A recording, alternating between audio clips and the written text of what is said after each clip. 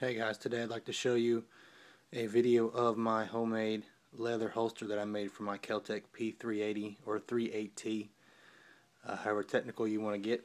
I got tired of looking online and seeing all these high prices for a holster. Yeah, I can carry it with the clip, which I do have, but there are also times when that doesn't work and I'd rather carry outside the waistband. So I decided I'd make my own. So I went to Hobby Lobby and purchased some leather for $6 and the thread and the needles, so altogether probably spent $12 or $13 for a good amount of leather. Gives me a lot of room to mess up if I ever do, which I have. This is my third one I've made, and I've still only spent $12. So I do like the fact that I can customize it the way I want to, do different things that I want to do to them. This weapon has been safety checked, or else I wouldn't have made the video to begin with. There's nothing in there. You can see through the sight. I only have one hand, so I can't rack the slide back for you, but you still get the point. See, nothing in there. I just wanted something that I could wear, so I just looked online and found some different designs that I liked, and just took some pictures of them and went to making them. You can even see the detail in it. I stitched everything, I cut everything myself. Yeah, it's still a little rough. I could do a little bit more on it, which I may do in the future. I still have to burnish the edges, but you know, everything is set. It's still a little soft since I was just molding it just a little while ago, but all the details there that I want it to. It slims down nice, good around the trigger guard, and I've got a lot of detail that I like in there. The P380 is not a real detailed gun anyway, so it's really not all that much. If it was a revolver, it'd be a little bit different. But being that it's just a small little semi-auto, there's not a whole lot of detail. But as you can see, there is enough detail where at least it looks good. I think it actually looks rather professional. Once I can actually put some linseed oil on it and burnish the edges and, you know, just clean it up a little bit, I think it actually be top-notch quality. By all means, I am not a professional in any way. I only picked it up when I decided that I just didn't want to pay the high prices for a holster, you know, $30, $40 just for a holster for a very small gun.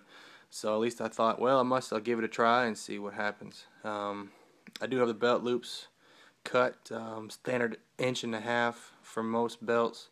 It's at a slack cant, so at least it doesn't print.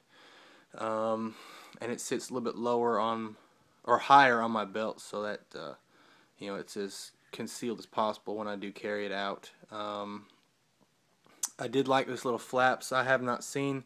I kind of stole a little thing from the hybrid holsters, or the inside the waistband holsters that have the little flap that kind of protects your skin.